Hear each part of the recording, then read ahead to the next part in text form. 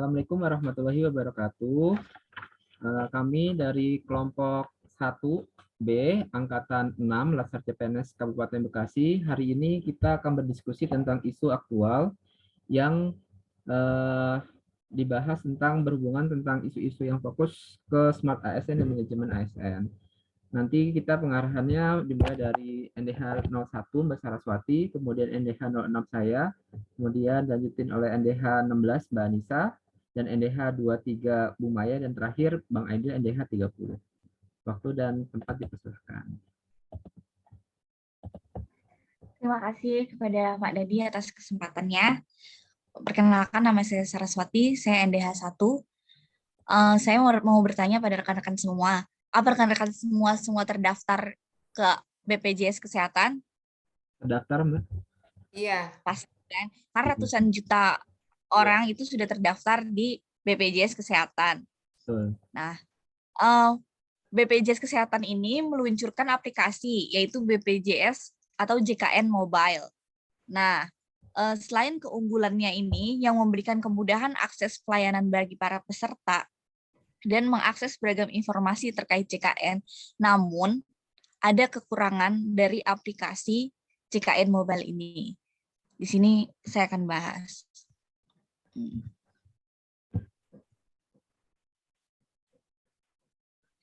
Apa sudah terlihat, teman-teman? Terlihat? Ya, ini adalah satu berita dari sekian banyak berita bahwa terdapat kebocoran data pribadi dalam keamanan aplikasi BPJS Kesehatan. Bayangkan ratusan juta orang yang sudah terdaftar dan BPJS mengakui terdapat 279 juta orang yang mengalami kebocoran data. Dan penyebabnya itu adalah ini bisa karena hacker.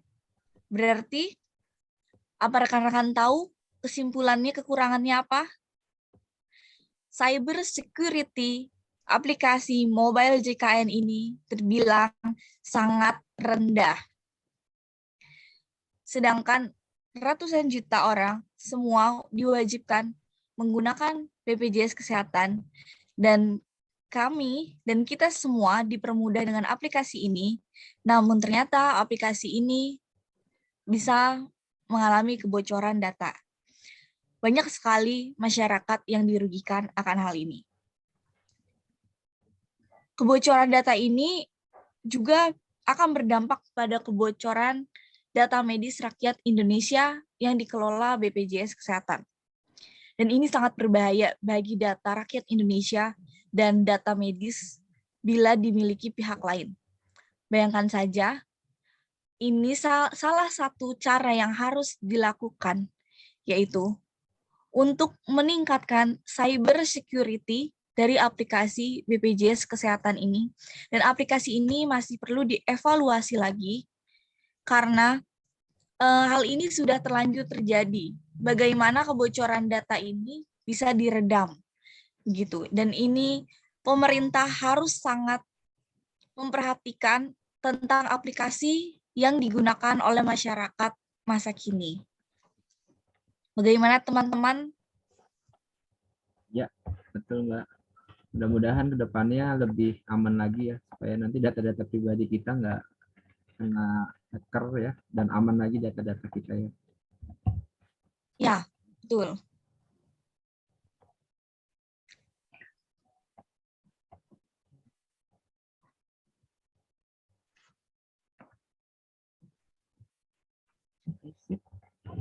Selanjutnya mungkin saya ingin mendengar pembahasan dari Mas Dadi. Boleh Mas Dadi dipaparkan? Oke, terima kasih Mbak Saras. Kali ini saya juga ikut nanya nih buat teman-teman, siapa yang pernah periksa swab PCR?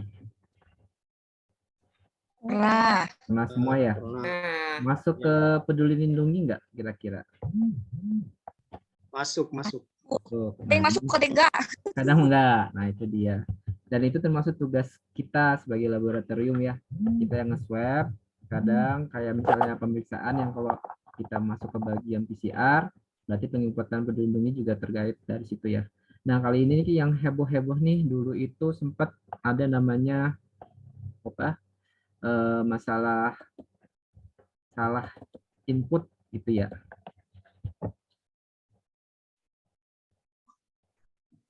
Salah input. Bentar, mohon maaf nih, jaringan tiba-tiba hilang. Jadi kalau masalah yang Bu Mame, pernah dengar masalah Bu Mame? Oh, yang data yang salah input itu ya. Iya, itu Yang kayak data hasilnya. betul. Jadi hasilnya jadinya viral. Iya, benar. Kemarin kan sempat dengar juga baru di swab cuman hasilnya udah keluar. Ya, itu dia. Dan itulah yang menjadi fokus kita ya. Jadi era digital itu kan semuanya sudah integrasi ya. Semua ASN mau nggak mau tuh harus bisa mengaplikasikan. Apalagi salah satunya ini.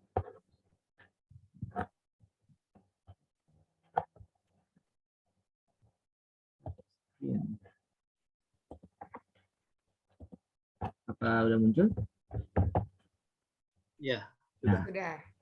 seperti yang tadi Bang Aidil bilang ya, ada kesalahan nih dari Bu Mame, katanya hasil PCR keluar nih sebelum adanya pemeriksaan. Nah, salah satunya mungkin kita nggak bisa nyebut nama ya. Dia nggak pernah periksa, bahkan periksa pun terakhir katanya tahun 2021, terakhir periksa PCR. Tapi di Peduli Lindungi itu dia muncul tanggal 21 Februari tahun 2022 dengan hasil positif. Jadi dibilangnya hasil swab positif ini kan kalau dulu-dulu kan cukup ngerugiin ya. Jadinya ada tracking gitu ya keluarganya. Nah, itu yang menjadi permasalahannya. Dan permasalahan itu juga sempat diusut sama pihak terkait polisi, walaupun akhirnya dari penyelesaiannya sih pihak Umame um, apa memberikan permohonan maaf atas kenyamanannya yang nggak bisa salah input itu ya. Dan menanggapi kesalahan itu juga Bu Mame menindaklanjuti masalah tersebut dengan memperkuat SOP-nya agar kesalahan tersebut tidak terulang lagi. Harapannya sih nanti buat kita-kita nih yang ASN berharap kalaupun pengerjaan nanti ada yang berbasis tentang era digital, jangan sampai kita melakukan kesalahan. Benar-benar kita harus lihat sesuai dengan SOP. Kalau mungkin ada tingkat kelelahan, kalau bisa kita berdiskusi sama rekan kerjanya untuk bisa saling kolaboratif. Misalnya ada yang capek, bolehlah dibantu biar nggak sampai ada kesalahan. Karena human error itu kan manusiawi ya, tapi jangan sampai terjadi. Mungkin itu aja sih yang harus disampaikan dari saya. Kira-kira saya mau mendengar nih dari Bu Anissa, apa yang mau dibahas tentang isu ASN hari ini. Oke, terima kasih untuk waktunya, Mas Dedi. Di sini saya akan membahas mengenai penggunaan EKTP yang saat ini masih di fotokopi. Sebentar. Nah, apakah sudah terlihat, teman-teman? Ya, sudah. Nah, untuk Indonesia sendiri kan mempunyai cita-cita birokrasi yang sangat tinggi ya. Ya. Ingin mewujudkan revolusi industri 4.0 dengan memanfaatkan big data. Tapi pada kenyataannya di lapangan masih banyak ditemukan untuk penggunaan fotokopi EKTP ini ya untuk urusan-urusan birokrasi. Padahal kan namanya juga sudah elektronik kartu tanda penduduk, yang artinya harusnya kan sudah bisa digunakan dengan cara di-tap mungkin ya, dengan card reader seperti kita menggunakan kartu prabayar, kartu yang digunakan untuk membayar e-money atau dan sebagainya. Proses ini tentu selain membuat proses birokrasinya menjadi sulit, juga membuat menyumbang emisi gas rumah kaca karena kan pemakaian kertas yang berlebihan ya. Jadi juga dapat mempercepat pemanasan global. Nah, untuk itu harusnya kan dari setiap instansi pemerintah yang mengurus untuk proses birokrasi disediakanlah card reader. Jadi kita tidak perlu lagi untuk mengumpulkan KTP elektronik gitu. Itu sih dari saya. Mungkin dari Ibu Maya ada isu yang mau diangkat.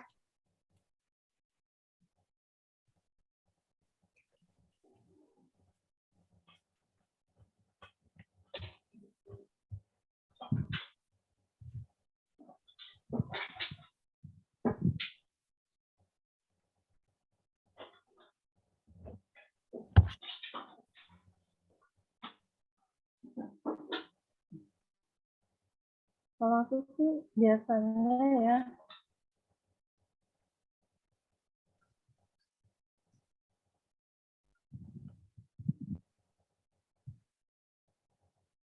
udah mikir ya.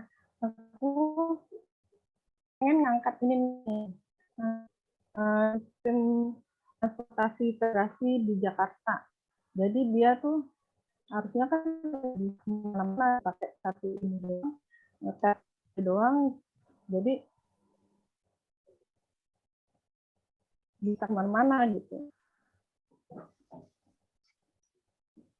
Tapi di sini banyak ada kan bisa ke puskesmas dilewat semua nih sekarang nih kan lewat itu ya. Kalau dulu cuma satu kalau aku tuh satu doang APB satu jalur doang, sekarang ke puskesmas udah lewatin Jaklingko ini gitu kan. Terus juga enaknya juga dia tuh nggak ngetem gitu kan, langsung jalan. Kalau yang lain-lain angkutan lain itu kan pakai apa, ngetem dulu bikin macet gitu. Jadi sistem ini tuh transportasi ini jadi dia lebih terintegrasi lah, lebih baru di smart city di Jakarta ini ya. Terus tapi dia ada kurangnya nih, katanya kebanyakan masih pada belum tahu gitu ya, di Jaklingko ini belum banyak yang rutenya kemana aja gitu kan. Terus kayak misalnya kayak enakan lebih ke ojek online gitu kan, lebih langsung nih depan rumah tuh kan enak tuh, dia lebih praktis juga, tinggal dari HP gitu kan, nggak usah jalan lagi ke depan gitu. Terus kayak males juga kan, kadang orang itu kan beli kartunya dulu gitu, kayak kebanyakan kartu gitu kan.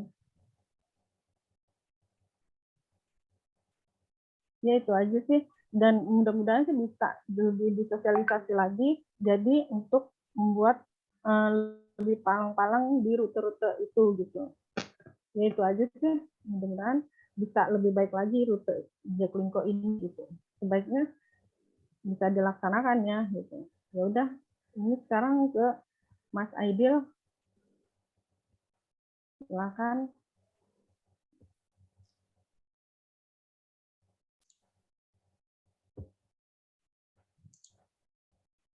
Ya, baik. Kalau dari saya sendiri, itu saya mengangkat isu tentang sebentar, saya share screen dulu. Apakah sudah terlihat? Nah, yang share screen sudah terlihat? sudah. Sudah, Mas. Kita mengangkat isu yang 225 peserta SKD didiskualifikasi. Ini kan modusnya kecurangan nih. Berarti ada suatu kesalahan sistem. Padahal kan kita akuin, kita mengetahui juga kalau sistem dari BKN itu memang udah benar-benar ketat, tapi masih ada sedikit celah nih. Kenapa bisa bocor? Mungkin soalnya atau kunci jawabannya, padahal kan dia udah paket-paketan soal-soal tersebut. Cuman masih ada aja nih oknum-oknum itu. Mungkin kedepannya sih, kalau menurut saya harus diperketat lagi dari segi verifikasinya, dari segi tes-tesnya, agar kecurangan-kecurangan ini bisa diatasi sebelum terlaksananya tes. Soalnya kan ini kuotanya 225,